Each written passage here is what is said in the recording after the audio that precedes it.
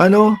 Pati si Trump alam na puro kalokohan lang ang mga pinaggagawa nila, mga bossing eh. Alisin ko na si Roque. Ngayon no, mga bossing, eto na tayo. Dan! Dan! Dan! Dan! Dan! Dan! Dan! Dan! Dan! Dan! Nako, syempre may naghamon na naman mga kababayan.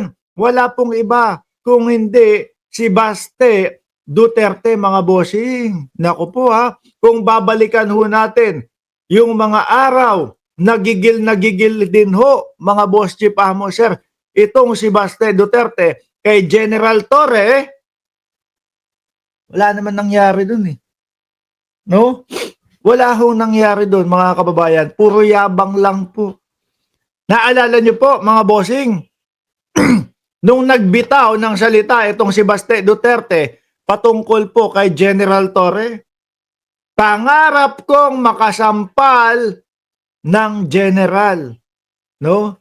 Pag nakita ko si General Torre, sasampalin ko yan. Naalala niyo ho yun? Yun ho nung panahon ng hinuhuli si Buloyski.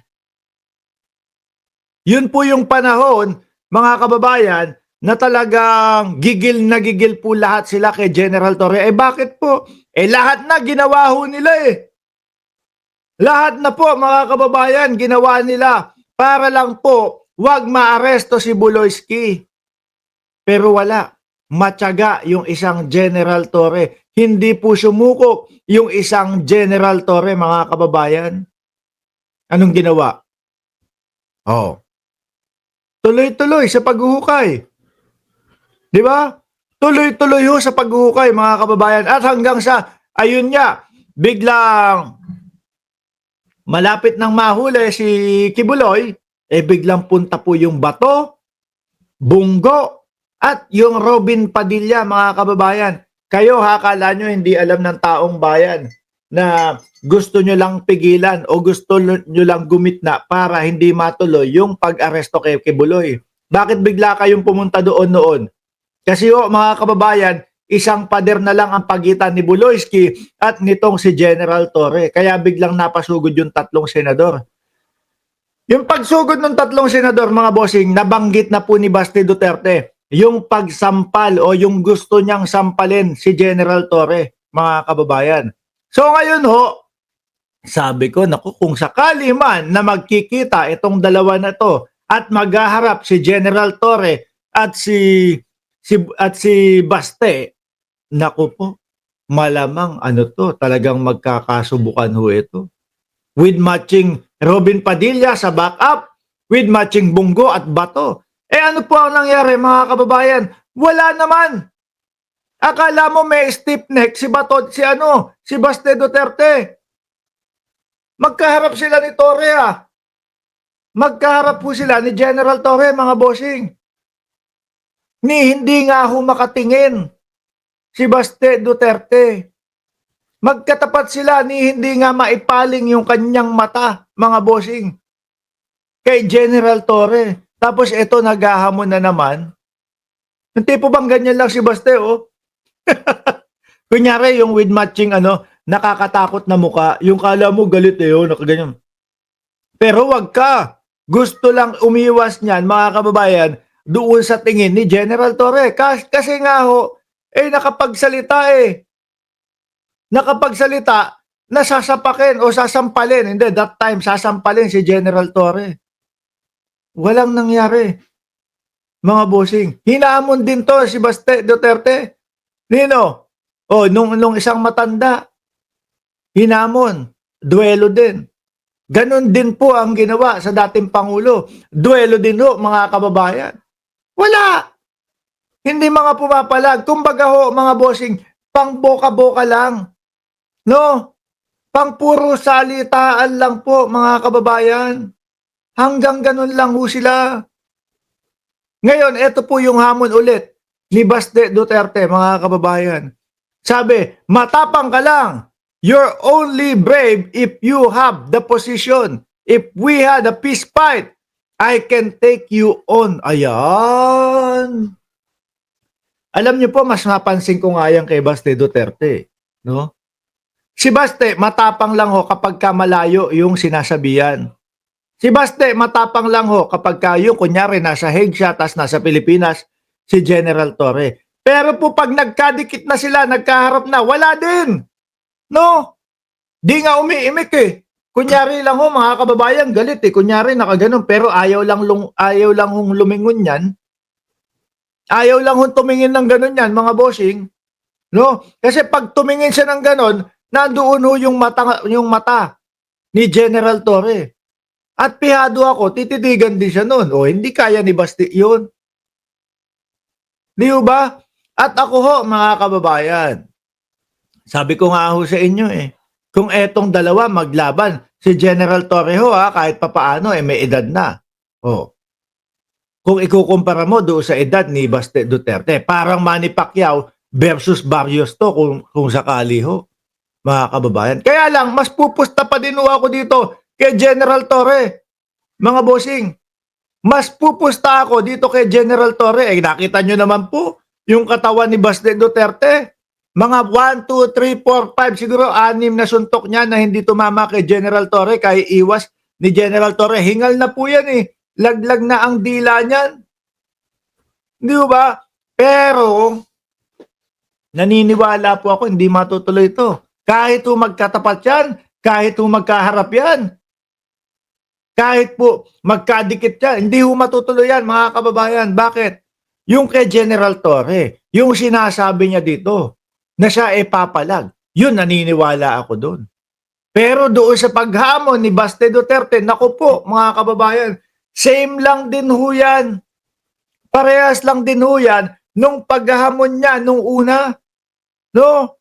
Na kapag ka nagkadikit, nagkaharap, nagkatitigan silang dalawa, wala na pong say yan. Tahimik na po yan, mga kababayan. Hanggang ganyan lang po yung Baste Duterte. At nakikita naman po natin, mga boss chief sir eh. Diba? Maghahamon pag malayo. Pagka nagkadikit na po, tahimik. Hindi makapagsalita. Hindi makatitig man lang. Sabi ni Bullet Yap, naghamon si Baste, ngayon sumagot bigla, napipi. Baka tulog na ho. Naku, maaga ako matutulog. Nadala na naman. Mapagtatawa na naman ako ng sambayan ng Pilipino na ito. Bakit? Kasi nakapagbitaw na naman ako eh. Nakapagbitaw na naman ako ng paghahamon eh. Nadala na naman po ng bugso ng damdamin pero hindi kaya ng katawan. Hindi kaya ng utak na lumaban talaga. Sabi ni Ferdinand, Australia, magmumuka ng katawa-tawa ang ating bansa pag natuloy yan. Nakakahiya ng maging Pilipino. Hindi, kung matuloy ito, naku, sige, one time lang, pagbigyan na natin. Kung talaga bang may ibubuga yung Baste Duterte, no? Palaging naghahamon eh. Palaging naghahamon si Max eh. Si Max, sorry. Palaging naghahamon, mga kababayan. Di pagbigyan na, siguro si General Torre, nakakapundi naman ito. Pura naman paghahamon to. Sige nga, sige. Ngayon, lagyan na natin ng araw. Lagyan na natin ng araw at lagyan na din natin ng lugar. Sabi ni General Torre, it's just right. Many of our citizens now are in need of help and affected by the storms and the flood. So maybe this is a very good time for charity boxing match. Ang magpapaumpisa, CBM, charity boxing match. Hindi, Baste, hinihintay ito ng mamamayang Pilipino. No? Para naman matigil na yung paghahamon mo. At least kapag ka natalo si General Torre, napatunayan ko na sa inyo na kaya ko talaga. Di ba? Kung hindi ho natin pagbibigyan si Baste Duterte, mga kababayan, paulit-ulit na lang pong ganyan yan. Paulit-ulit na yung mga hamon, pero hindi naman po yung tipo bang papamuka sa mamamayang Pilipino, matapang ako, Duterte ako. Pero nakikita ko, ang pinakamalambot at lelembot-lembot dyan. Si Baste Duterte. Sa mga Duterte ho, mga kababayan. Yan ang pinaka lelembot-lembot ho, mga bossing. Nako, kung pag-uusapan natin, no, yung edad, mas lamang si Baste, mas bata yun eh, kesa kay General Torre eh. No? Pero kung pag-uusapan natin, yung tikas, tindig, no? At yung training, tingin ko, ilalampaso, ingungud-ngud yung mukha ni Baste Duterte, ni General Torre. Sa totoo lang ho, mga kababayan, sabi ni Ricky de Guzman, kailangan pumusta tayo kay Baste para malaman niya na lyamado siya at kumasa ginawa niyang paghahamon kay General Torre. Naku, baka mamaya matuloy, talo yung pusta natin doon. Hindi ako mga bossing. Totoo, eto, totoo. Pag eto natuloy, General Torre ako, 100,000. Pupusta ko. General Torre ako, 100,000. Walang halong biro. No? 100,000 ako. Ayan, bata si Baste ha, 100K, 100K lang ang labanan. Kahit magsama-sama yung mga pera ng mga DDS, basta merong gigit na at hahawak. O yeah, si Boss Mike Cervera. Diba? May mga kaibigan siya doon sa mga DDS. Pag samasamahin nila, basta bang akin, 100,000. Oh, yun na yung pang ano ko, yun na yung pang suporta ko kay General Torre. Di ba? Hindi urungan to. Ayan niya, ano sabi? We can do it on Sunday at the Araneta Coliseum daw. Oh, Baste. Tulog ka na, Baste. Aga mo yata nakatulog ngayon, ah. Hindi ka na sumasagot, ah. Ay, naku po, mga kababayan. Ngayon, ang ginagawa po ng mga DDS, nakatuon, nakakahiya naman yung PNP chief natin. Pumapatol sa mga ganyan. Baka nakakalimutan nyo, Vice Mayor si Baste Duterte. Oh, Vice Mayor na mahilig maghamon, pero kapag ka nandyan na, nasa harap niya na, wala na, hindi na kaya. Alog na yung tuhod. Di ba? Baka sabihin ng mga DDS, hindi, ayaw namin na 100,000, 500,000 ang gusto namin. Naku, wag na, 100,000 nga lang ang kaya ni Mark Ramos. Kumbaga, magpapalusot lang yung mga yan. Hindi, mahina pala, 100,000 lang, 500,000 gusto namin. 100,000 lang ang gusto ni Mark Ramos, okay na yun. No, pang-suporta ko lang kay General Torre. Take it or leave it, mga DDS. Kung gusto nyong tapatan yung pusta, di tapatan nyo.